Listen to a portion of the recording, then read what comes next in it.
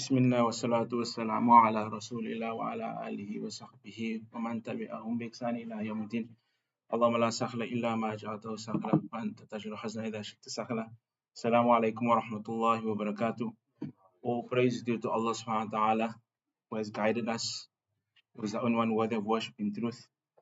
And all praise and salutations be upon Prophet Muhammad sallallahu alaihi wasallam and all those who adhere to his guidance up until the end of time. We say Jazakallah khairan for all that came in attendance to the gatherings and the circles of knowledge, whereby Him sallallahu alaihi wasallam has praised those who attend the gatherings of knowledge. And Allah subhanahu wa ta'ala has ennobled those who tread the path and traverse the path towards knowledge. The Prophet sallallahu alaihi wasallam has said, Man ghada ila al-masjid la yuriduna an yata'allama khayran aw yu'allimuhu illa kana lahu ajr illa kana lahu kal ajr hajjun tamatan hajjatuhu. Him sallallahu alaihi wasallam was saying, we said that whoever treads the path towards knowledge with regards to attending the gatherings of knowledge, specifically this, that we are enshrouded at one particular gathering in the masjid. In the masjid is made mention. Whoever attends that particular masjid to learn, there's no other motive, there's no other intent except to seek Allah's face to learn, to acquire knowledge, or he teaches something. And this hadith is so profound, subhanAllah, that there's dual virtue. Virtue for myself, teaching and imparting knowledge, and for yourself, being the recipients of knowledge. Except Allah subhanahu wa ta'ala will grant and endow the person the reward of Hajj. Tamatan. Complete Hajj without any deficiencies. So this is the reward and the glad tidings that the Prophet ﷺ has given to those who attend the circles of knowledge, who traverse the path of knowledge. And this is also a reminder to encourage people to leave their lodge, their places of comfort, and traverse the path towards knowledge. Don't watch online things. If you want to embody the Sunnah of Allah's Messenger ﷺ, then take the means. Take the necessary means, prioritize your time, and tread the path towards knowledge. Himself also has made mention as a glad tidings. He said, Man salaka tariqan yaltamisu ila ilman sahalallahu lahu bihi tariqan ila al-jannah. Whoever traverses the path in acquisition of knowledge, in pursuit of knowledge, Allah subhanahu wa ta'ala will enable him and facilitate ease for him, and will pave the way of ease towards Jannah for this person. And we know with regards to knowledge, to worship Allah subhanahu wa ta'ala, you must be upon guidance. You must be upon upright knowledge. You must fulfill the rights of Allah subhanahu wa ta'ala upon sound and correct knowledge. And that knowledge that has been brought to us is upon the guidance of who? Prophet Muhammad sallallahu alaihi wasallam. And we say all our deeds towards Allah subhanahu wa ta'ala is upon his descriptions, his guidelines, his illustrations, his speech, his actions. We emulate him. And we try to mimic him in everything that he came with. So this is a glad tidings that the Prophet ﷺ has given those who attend the circles of knowledge. So with regards to the book that we'll be doing, inshallah, it's called Al-Qasidah Al-Ha'iyah fi Zuhd wa Tarhib by Shaykh Hafidh Al-Hakami, rahimahullah ta'ala. So the book is Qasidah Al-Ha'iyah. It is a poem that incorporates or entails a zuhd, asceticism, renouncing the world, what it is to be far aloof from luxury, the enjoyments, things that will be a detriment to you. So the Prophet ﷺ in this poem will give illustrations, will give parables with regards to the world and our approach towards the world, and also the detriments with regards to too much indulgence of the world. So this book deals with that. Zuhd, asceticism, righteousness, fulfilling the rights of Allah subhanahu wa ta'ala, and not indulging in too much of the worldly luxuries. Tarhib, is encouragement. And tarhib is being alert with regards to things that will be a detriment to you with regards to having too much of the worldly things, or things that they can divert you away from the remembrance of Allah subhanahu wa ta'ala. To give a insight into the author, a small bio into the author. The author, Hafiz al-Hakami, was born in 1924. 1924 in a village called Samita, is in the district of Jizan. A village called Samita in a district in Jizan, which is the borders between Saudi and Yemen. So Sheikh was born in 1924, and the outstanding characteristics of the Sheikh, the outstanding characteristics of the Sheikh Hafid al-Hakami, alhamdulillah, Allah subhanahu wa ta'ala has endowed him with immense knowledge, and he lived up into this name. He lived up to this name, Hafid, a memorizer, someone that has strong, fortified retention ability. So he was young, Hafid al-Hakami was young, and he used to look after, he was a shepherd for his family, he used to look after the sheep and flock, and he had many siblings. So in his village, uh, there was a sheikh, and the name of the sheikh was called Abdul Qarawi, a great imam on the Sunnah. And he had a madrasa in that time called Madrasa to Salafiyah. So those that are not maybe known will know the name what Salafiyah is. Salafiyah is following the methodology of the companions, Prophet and his companions, then those after them, those are the Salaf Salih. So the Sheikh Abdul Qarawi, he had a school at that time by the name of Madrasa to Salafiyah. So him being a young kid with this extraordinary abilities, the students of Sheikh Abdul Qarawi, children intermingle with one another, they play around, jest and things, and they saw that there's something unique of Hafid al-Hakami. There's something extraordinary about him. So the students inform Sheikh Abdul Qarawi about Hafid al-Hakami. The Sheikh approached his parents and said, you know what? The students, not one, but many students are coming to me and telling us about your child having this strong abilities, good character, impeccable character. And, I have a school that's fortified, there's good infrastructure, whatever. Can we take your son on board? He can join us, and, we'll teach him whatever. And he can be part of our school. His parents at the beginning, hearing that onset, they said no, because he needs to tend to the flock and the sheep and stuff like that, because he was delegated for them. And he came from a very impoverished village and things like that, things of that sort. So after consulting and liaising with the parents of Sheikh Hafid al-Hakami, they eventually gave the son. The parents of Hafid al-Hakami gave him to Sheikh Abdul Qarawi.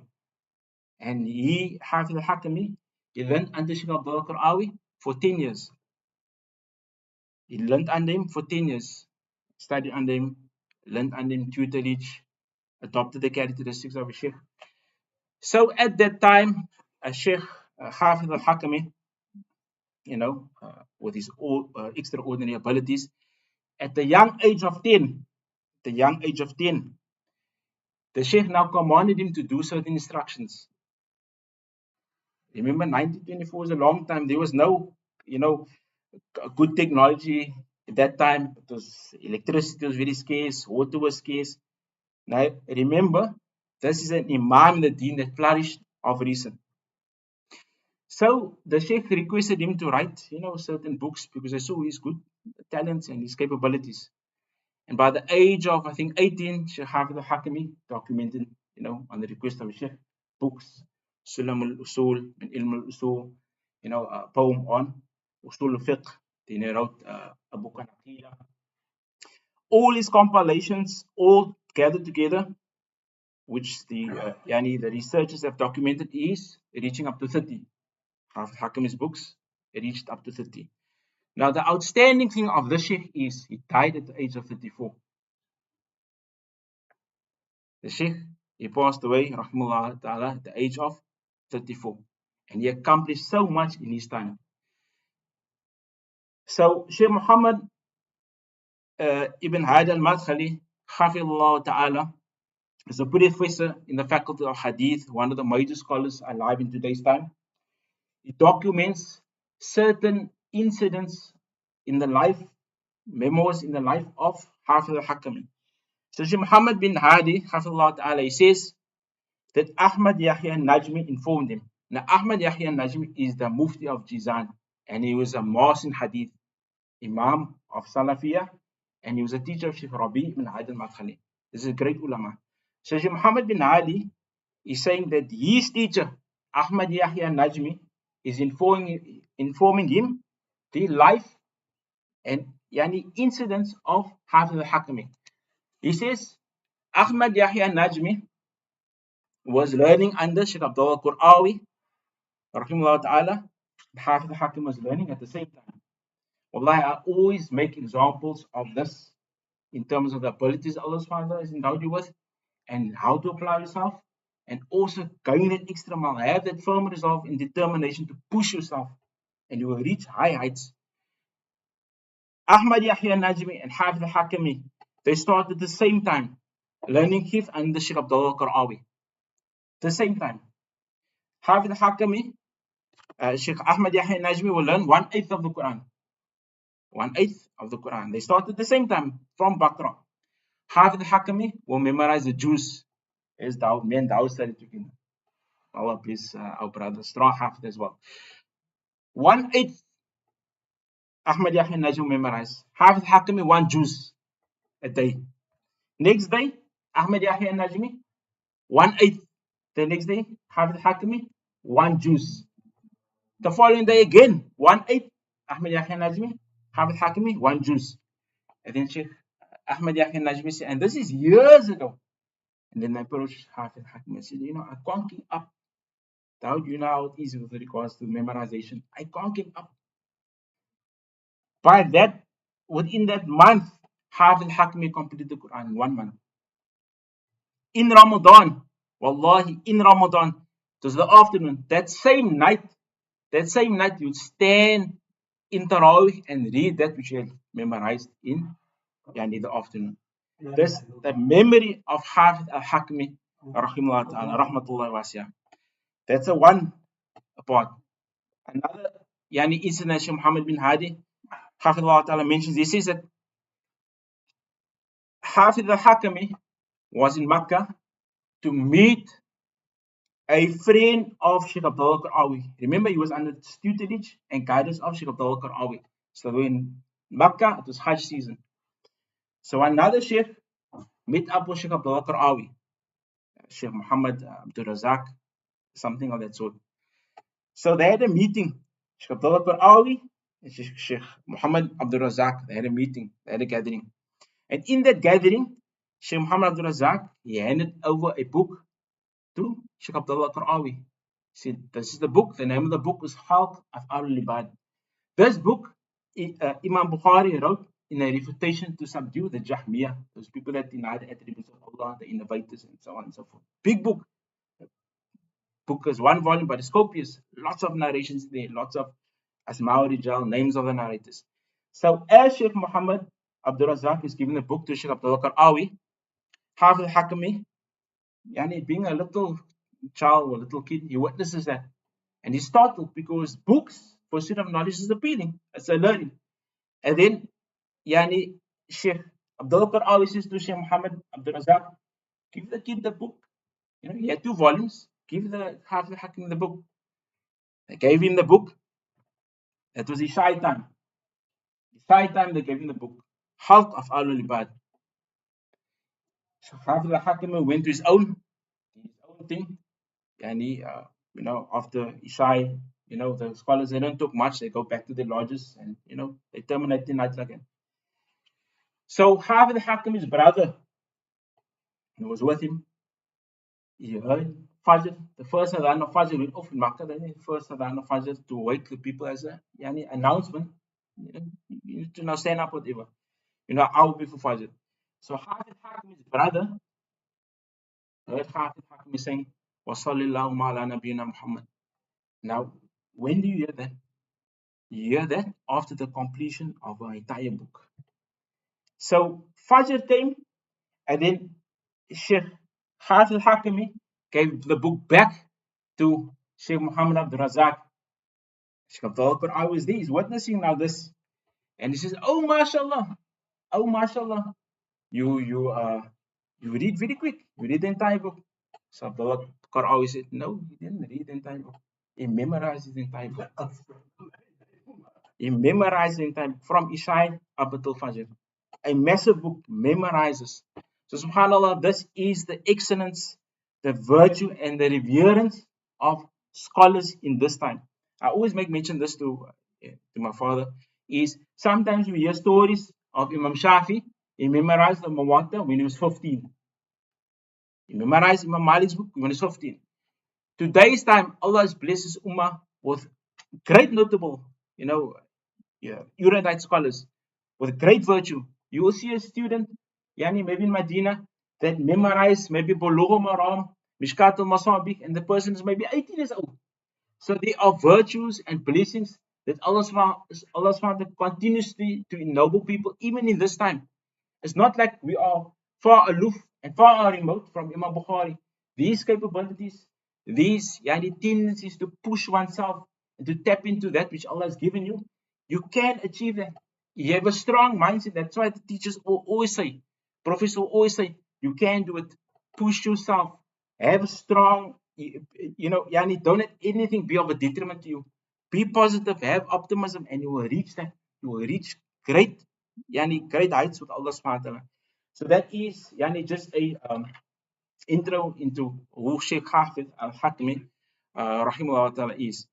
So the book that we're going to be doing, that speaks about Zuhd, Raqa'iq, all these things are synonymous and denote more or less the same things, heart softening narrations. Every book of hadith, like Imam Bukhari has a chapter, Raqa'iq, Sahih Muslim, Abu Dawud, they all have this that deals with heart softening narrations pertaining or relating to the hereafter, people of paradise, who are the poor, the virtues of the poor, virtues of righteous people, what is it that they did in terms of the fulfillment of promise that Allah subhanahu wa ta'ala has blessed him into paradise.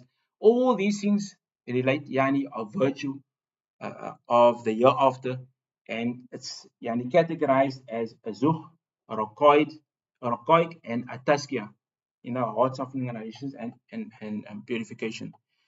So this book that we are going to journey through is a 36 stanza poem.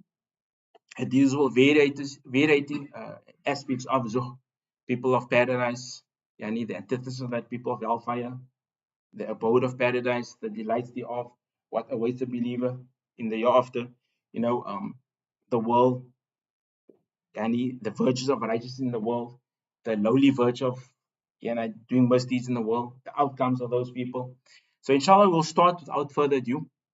So Hafid al-Hakami, rahimahullah ta'ala, he says, وَمَا لِي وَلِلدُّنْيَا وَلَسْتُ بِبُغْيَتِي وَلَا مُنْتَهَى قَصْدِي وَلَسْتُ أَنَا لَهَا وَلَسْتُ بِمِيَالٍ إِلَيْهَا وَلَا إِلَى رِئَاسَتِهَا نَتْنًا وَكُبْحًا حَالِهَا. He says, rahimahullah ta'ala, he says, وَمَا لِي وَلِلدُّنْيَا وَلَسْتُ بِبُغْيَتِي. What should I do with this world? What should I do with this world? وَلَسْتُ بِبُغْيَتِي. This is not my my aspiration. This is not my intent. What should I do with this world? Wala muntaha qasdi. And this is also not my final destination. Walastu anala. I'm not made for this purpose. Allah didn't create me for this purpose. Walastu bi miyalin ilayha. And I do not have affinity and inclination towards the worldly allurement. Wala ila ri'asatiya. I do not yearn, I do not have that fervor and yearning for leadership and prestige. Natnan wa kubhan haliha. This lowly, despicable, foul world, and everything that it contains in this is of no benefit, and it's of lowliness and of low value. So, subhanAllah, Hafid al-Hakami, he starts off his book and he emulates the Prophet sallallahu alaihi wasallam, and they call this iktibas, an emulation of Allah's Messenger sallallahu alaihi wasallam, because he brings a hadith to fortify and substantiate why he has documented and put the stanza, and he elaborates on that. So he says, this book is actually the explanation of this book is done by one of our great scholars by the name of Shaykh Abdul Al-Badr. He's also a professor in the faculty of Aqidah and Usul al-Din. So the poem Shaykh Abdul Razak explains and expounds. He says, Sadira Nadim, he says, this first stanza emanates from the scholar. هذه قصيدة بهذا البيت مبنى أن الدنيا لم تأسر قلبه, that this world should not envelop you. ولم تستحوذ عليه نفسه, and this shouldn't capture the person's heart. كما هو حال كثير من الناس, many a people are deluded by the worldly delights. ولا يقول هذا كلمة إلا من فتن حال الدنيا وما فيها من فتنة جارفة زخرف زوال متاع فان. He says many people are deluded and deceived by the delights and the pomp and glitter of this world, and they betrayed by this. وهي كلمة تثبت عن النبي صلى الله عليه وسلم. He says here we go. He says this ومالي وللدنيا is a derivative of the words of the Prophet ﷺ. So he's emulating the Prophet ﷺ. He says وهي كلمة تثبت عن النبي صلى الله عليه وسلم كما جاء في حديث ابن عباس أن عمر دخل على رسول صلى الله عليه وسلم وهو على حسير, that Umar entered upon Allah's Messenger صلى الله عليه وسلم وهو على حسير, he was laying on palm stalks. He صلى الله عليه وسلم was laying on palm stalks. قد أثر في جنبي, and he saw the traces of that pain and agony of Allah's Messenger صلى الله عليه وسلم lying down there. Ya Nabi Allah, Umar, he exclaimed, O Messenger of Allah, لو اتخذ فراشا أو ثأرا من هذا, why do you not take something that's lighter, of more comfort, Ya Rasulullah, that you don't have the stresses of pain and agony on you? And He himself responded to Umar, he says, ما لي وللدنيا, what am I to do with this world? ما مثلي ومثل الدنيا, my likeness and the likeness of this world, إلا كراكب سائر في يوم سائف فاستدل تحت شجرة ساعة من نهار ثم راح وترك. Ibn Sallallahu said, what am I to do with this world? The parable of me and this world is in relation to a traveler on his path or journeying on a hot day, scorching hot day, and he goes under the tree, to recuperate, to regroup, as a nap. تحت شجرة ساعة, a small fleeting moment, ثم راح, just to regroup, وترك, and then he continues his journey. So Abdul Razak Al-Badr Hafidhullah Ta'ala says, how beautiful that the scholar, he emulates the Prophet ﷺ in his exact wording. Aren't we all to be the same like that? Allah subhanahu wa ta'ala mentions, لَقَدْ كَانَ لَكُمْ فِي رَسُولِ اللَّهِ أُسْوَةٌ حَسَنَةٌ لِمَنْ كَانَ يَرْجُو اللَّهَ وَالْيَوْمَ الْآخِرِ وَذَكَرَ اللَّهَ كَثِيرًا. Allah says, for you is Muhammad sallallahu alaihi wasallam exemplary standard of character for those who yearn for Allah in the last day and remember Allah. We always start every book, we start every discipline, we mention the guidance of Allah, the guidance of the Prophet ﷺ, what his function is, what it entails, the virtue, why Allah subhanahu orders us to follow him. Wa alallahi qastu sabil. Upon Allah is to show the foundations in the path. Wa alallahi qastu sabil. Wa minha jairun. Allah subhanahu shows you that the virgin path. Allah shows you and indicates you that the virgin path. وَلَوْ شَاءَ لَهَدَاكُمْ أَجْمَعِينَ. Had Allah willed, Allah would have guided you, all of you. So Shaykh Abdul Razak, he says, how beautiful that this Shaykh, he emulates the Prophet ﷺ in taking the derivative and putting it in his book. To bring this over, himself, Umar radiallahu ibn Khattab came to the Prophet ﷺ, and he had the Torah in his hand. And he came to the Prophet ﷺ and he said some things. And then the Prophet ﷺ, he became infuriated and he changed color. And then the Prophet ﷺ addressed Umar. And Umar asked him something and he rebuked Umar. He says to Umar, do not believe the Jews. Because they will relate you something that They could partially be resemblance to the truth, muddled up with falsehood. And do not also reject these statements, because perhaps there could be things that interlace that have a resemblance to the truth. Right? This is the Jews. This is the characteristics of falsehood, deviance, right? Corruption. They have this cunning ways of this. So he himself explained himself to Umar. He says, why do you look unpleasant? I'm informing you, Ibn Khattab, ya Ibn Khattab, why do you look so unpleasant now that I advise you? So the Prophet said, I came to you upon a clear white path. Lokana Musa hayyan. Lokana Musa, if Musa was alive now, Allah subhanahu wa ta'ala to bring him now here. And you follow Musa. وَتَرَكْتُمُونِي لَقَدْ ضَلَلْتُمْ. If you were to follow Musa now, because Ibn Khattab is reading the scriptures, and who was that revealed upon? Musa alayhi salam. But the Jews took all of that, and what they did? They muddle things up. They dismantled the revelation of Allah subhanahu wa ta'ala. So now, Umar ibn Khattab, giving this depiction, he's confused. Right? And now Allah's messenger is rebuking him. And he says, Lokana Musa hayyan. If Musa is alive now, ثُمَّ اتَّبَعْتُمُوهُ, and you follow him, Ibn Khattab, وَتَرَكْتُمُونِي, and you abandon me and you forsake me, لَقَدْ ضَلَلْتُمْ. Allah subhanahu wa ta'ala will put you in misery, you will be misguided. And then there's another narration that speaks about this. Nabi Sallallahu said, وَالَّذِي نَفْسِي بِيَدِهِ, I swear by Allah.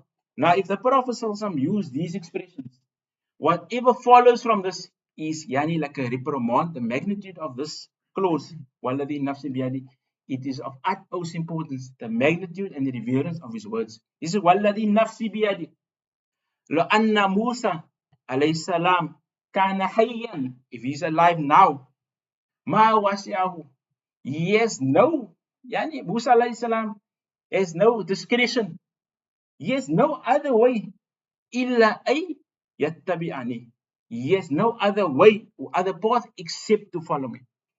So Shaykh Abdul, hafidhullah ta'ala, he emphasizes and we stress the importance of the fulfillment and being upon the guidance of the Prophet in every facet, every circumstances of your life.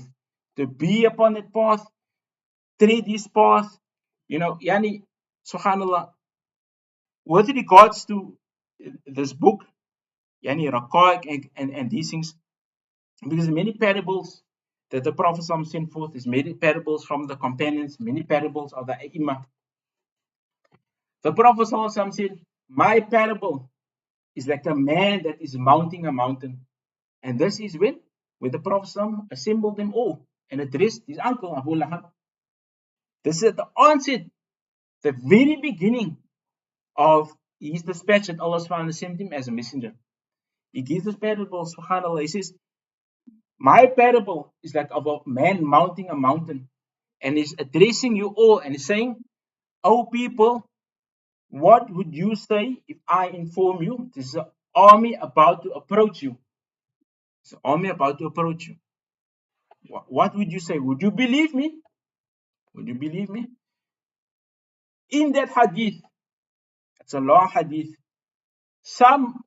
the parable, or the similitude of this is that some of those believed and submitted to Allah's Messenger. They took his advice, they believed in him because they tasted his truth. So they were salvaged from that army. And those who defied his laws and wasn't in conformity and compliance with his orders, they were destroyed. So himself said, the likeness of the one who obeys me is the one that will be salvaged, but the army that will bring him to ruins. And the one who disobeys me is the one that met his fate. The army approached him and they met his fate, meaning they died. So the Prophet ﷺ, there's many tangible examples that he gives with regards to the likeness that Allah sent him, the likeness of obeying him, and things of that sort. That's maybe too much to mention. Another hadith emphasizing the virtue and the grandeur of the Prophet ﷺ, just on this topic, which Hafiz al-Hakimi has basically utilized in his book. Aisha, she says, she documents this hadith. This hadith is authentic. Speaking about her husband, Muhammad sallallahu alaihi wasallam, she says, "Qalat Aisha." Aisha is saying, she's giving now the story of the humility of the Prophet sallallahu alaihi wasallam. Aisha says, but the Prophet sallallahu alaihi wasallam said to her, "Ya Aisha, Ya Aisha too, law shi'tu, if I will, if I, me Muhammad sallallahu alaihi wasallam will, lasarat, lasarat ma'i al-jibal al-dhahab." Allah will allot for me a mountain of gold. Allah will allot for me a mountain of gold. Oh Aisha, if I wished, Allah subhanahu wa ta'ala will endow me and allot me a mountain of gold. Ja'ani malakun. An angel came to me. Ja'ani malakun. In hajatuhu la tusawi al-Kaaba. His waist belt is the size of the Kaaba. Faqala lak. And this angel said to me, Faqala lak. Inna rabbaka yaqra alayka salam. This angel is informing Muhammad sallallahu alaihi wasallam, Allah extols salutation upon you. Allah relays His praise and He lauds you. Allah subhanahu wa ta'ala relays praise on you.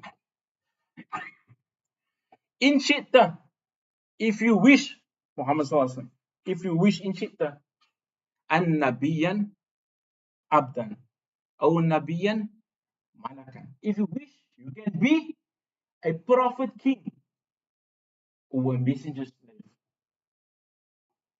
The angel is forming and is addressing the Prophet sallallahu alaihi wasallam. فَنَظَرْتُ إِلَى جِبْرِيلٍ. And Him sallallahu alaihi wasallam looked at Jibreel, and Jibreel said, "Da' nafsak."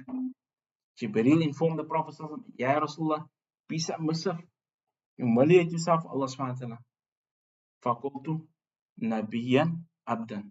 Then I said, I chose to be a prophet servant, a prophet slave.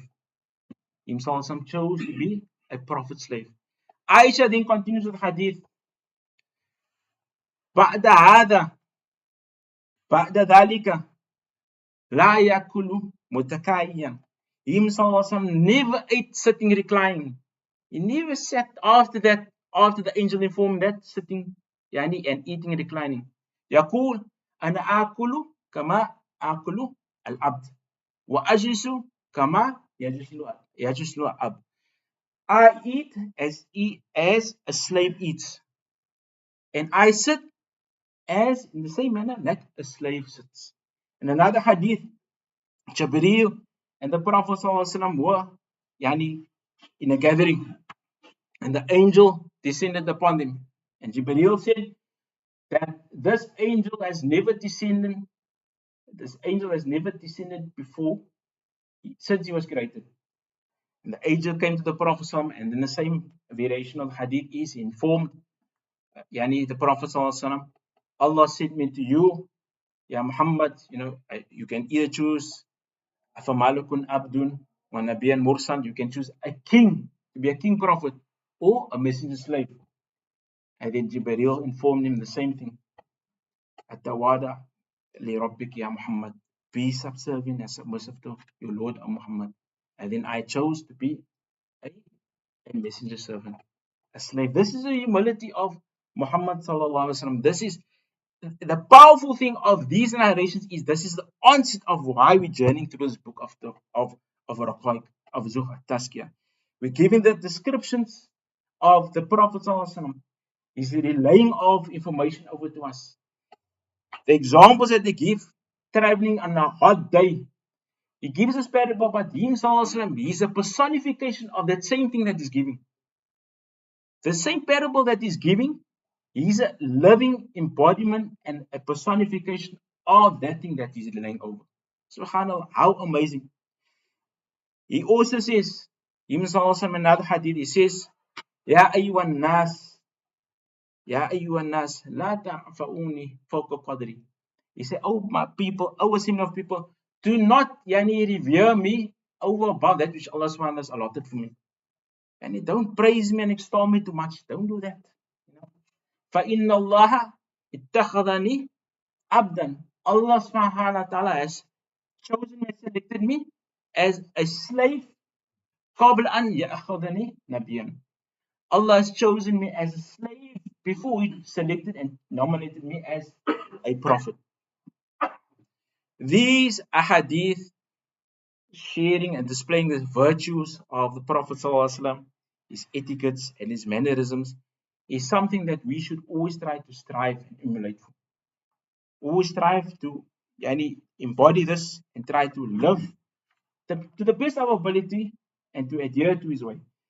So, Shaykh Al-Haqimi, continuing the poem on the same stand, he says, وَلَسْتُ بِبُغْيَتِي وَلَسْتُ بِبُغْيَتِي أي لست بمطلبي والمقصودي والهمتي. This is not my intent, nor is this my goal, the world aspirations, nor do I have any fervor and ardent desire for it. وإنما همة ورغبة منصرف إلى آخرة. My goal, my intent, and my longing is for the hereafter, because that is what Allah SWT has created us for. وما خلقت الجن والإنس إلا ليعبدون. أي يعبدوني means for your servitude and your bondage. So on this, and to clarify this, the Prophet ﷺ also said in a beautiful hadith, in expounding on this stanza, he says, Man kanat akhiratu hammuhu. Whoever's aspiration and his longing is for the hereafter, ja'ala Allah lahu khinahu fi qalbihi. Allah subhanahu wa ta'ala will pour forth richness, satisfaction and contentment in his heart. وَجَمَعَ لَهُ شَمْلَهُ. Allah subhanahu wa ta'ala will gather all his affairs. Allah will arrange his affairs. He will know how to prioritize things. Everything will be at his disposal. Everything will be in its proper sequence. وَجَمَعَ لَهُ شَمْلَهُ وَآتَتْ الدُّنْيَا وَهِيَ رَاغِمَةٌ. And the worldly things will subjugate itself to him without any toil, without any fatigue. We always mention this. وَبِدِّدُّهَا قَدْ تَبَيَّنَ أَشْيَاءَ. In all our sessions we say, what the poet says, he said, وَبِدِّدُّهَا قَدْ تَبَيَّنَ أَشْيَاءَ.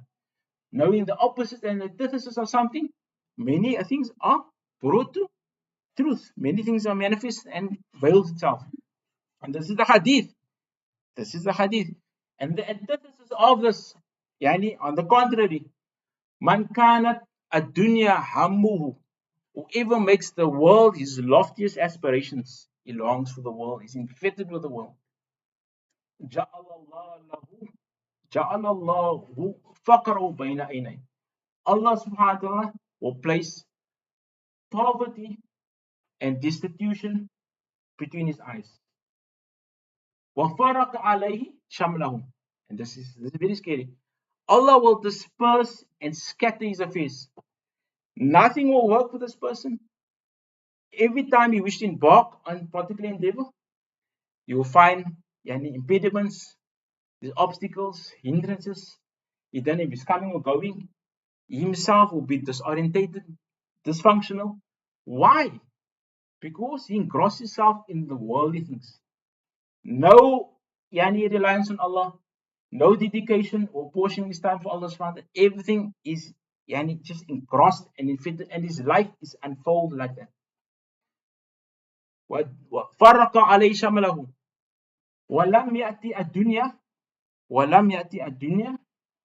إِلَّا مَا قُدِرَ لَهُ. Nothing of this world will be facilitated for him. Hardship upon hardship, improving, burden upon burden, nothing will be for this person.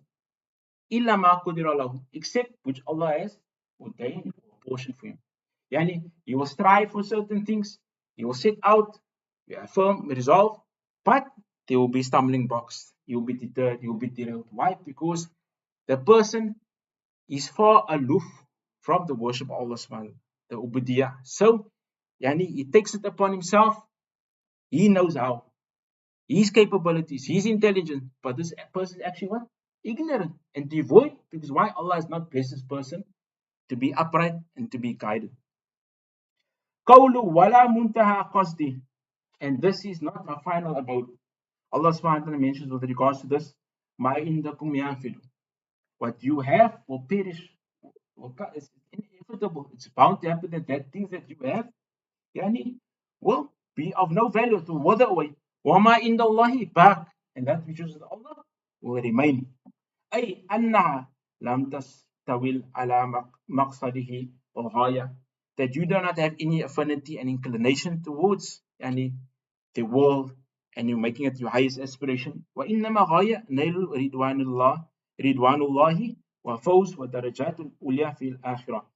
That your main aspiration, your main goal and motive is to win the pleasure of Allah, to gain the pleasure of Allah, and to flourish in terms of His fulfillment of His commandments, and to be in the highest yani, abodes and levels of a Jannah. وَلَسْتُ بِمِيَالٍ إِلَيْهَا وَلَسْتُ بِمِيَالٍ إِلَيْهَا. That I do not have inclination towards this, and prestige and loftiness. I don't seek any of these things. I don't intend that. I don't wish to be long yani, in this world. Allah subhanahu wa ta'ala speaks with regards to that. كُلْ مَتَاعُ الدُّنْيَا قَلِيلٌ وَالْآخِرَةُ خَيْرٌ لِمَنِ اتَّقَى. That this world is a fleeting yani, time, it's short, it's fleeting. And the hereafter is everlasting. لِمَنِ اتَّقَى. For those that possess taqwa, they fulfill the rights of Allah subhanahu wa ta'ala. The Prophet sallallahu alaihi wasallam yani, rebukes and he makes yani, another parable with regards to those that seek fame, those that seek yani, prestige, and try to transcend above others, yani, like oppression. And you know, a form of oppression and form of leadership is to discriminate and scorn at others, you know, to look down on others, deem others as downtrodden. Him sallallahu alaihi wasallam gives us parables, subhanAllah, very scary as well. And Ibn Rajab al-Hanbali, rahimahullah ta'ala, a student of Ibn Taymiyyah, wrote an entire treatise on this. The name of the book is The Craving of Seeking, yani the craving, the greed of craving for wealth and status. That's the caption of the name of the book. The craving for wealth and status, man, the greed of that.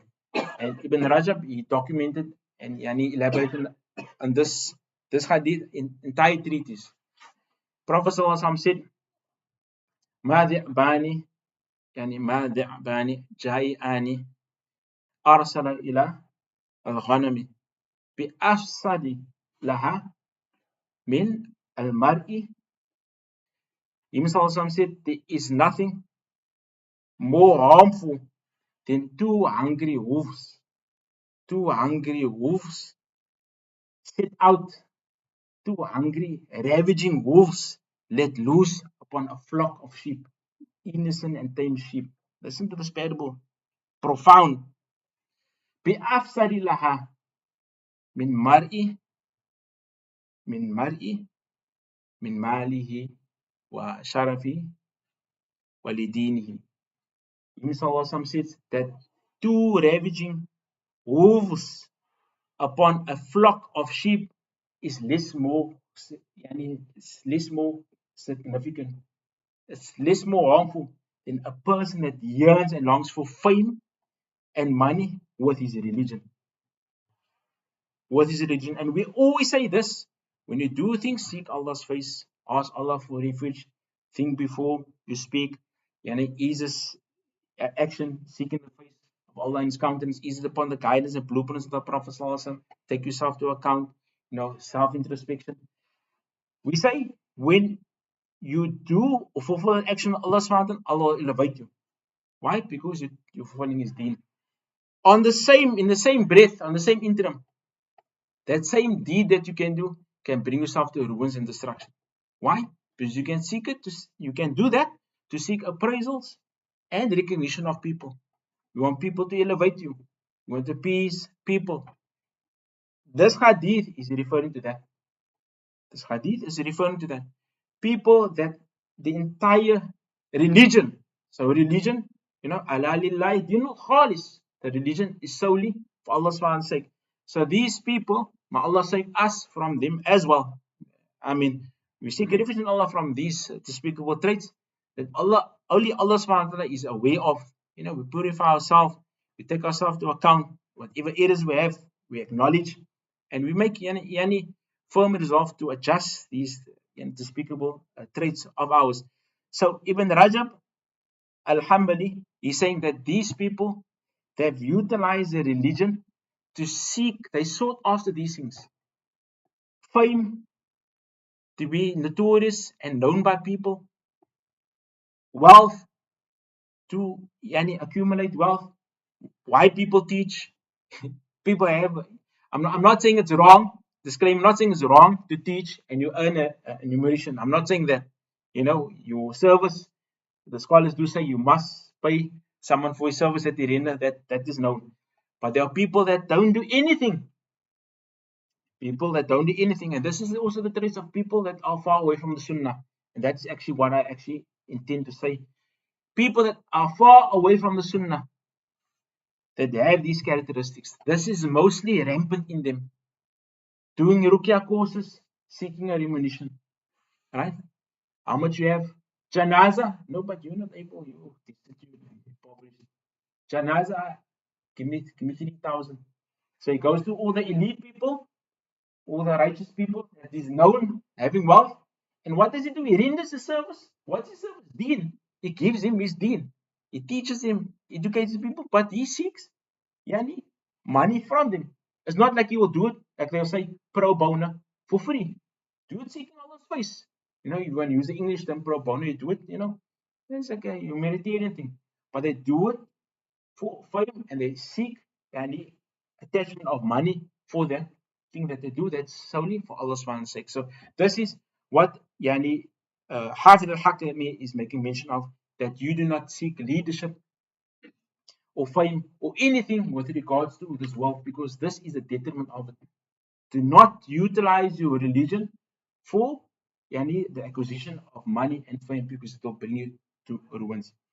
And then he says, Laysa indi, Shaykh Abdul says, Laysa indi mailun wa inshirah sadr wa raghba fi dunya wa zinatuha wa zukhrufiha wa ri'asatiha kullu dhalik laysa li fi himatu wa raghba. He says, I do not have in me, in my chest is not expanded for these things, nor do I have fervor or desire to take from the portion of the world that will divert me from the hereafter, nor am I deluded by the pomp and glitter and the fleeting enjoyment of the worldly things that display itself towards me, also of leadership. كل ذلك ليس لي في همتي ورغبتي. Allah subhanahu wa ta'ala makes mention of this. We'll conclude on this. Allah says, تلك الآخرة نجعلها للذين لا يريدون علوا في الأرض ولا فسادا والعاقبة للمتقين. Allah subhanahu wa ta'ala says, with regards to those who yearn for leadership, the hereafter, the abode of the hereafter is made. Allah subhanahu wa ta'ala has ennobled this and has reserved this for those that seek no prestige, that do not seek to transcend above others. لا يريدون علوا ولا فسادا. They don't do corruption in the position that Allah subhanahu wa ta'ala allotted them, nor do they even seek that. ولا فسادا والعاقبة للمتقين. And the final outcome is for those that fulfill the rights of those who possess taqwa of Allah subhanahu wa ta'ala. And then Shaykh Abdul Al-Badr, he just continues to elaborate and expound on the dangers of these things: not having zuhd, not emulating the Prophet ﷺ, not having that intelligence and being vigilant of things that can ensnare you and take you away from the remembrance of Allah subhanahu wa ta'ala.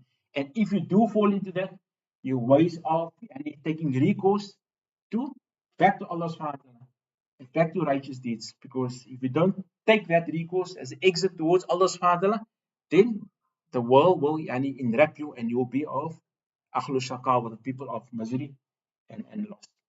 So this is the first, you can say the first the first two stanzas that we made mention of in today's dars. Inshallah, maybe next week, bid'inllahi ta'ala, we'll move a bit faster, because there's a lot to cover. And I also have a a deadline as well with regards to teaching and moving on to the next book. Is there any questions that brothers might have to this topic, outside the topic?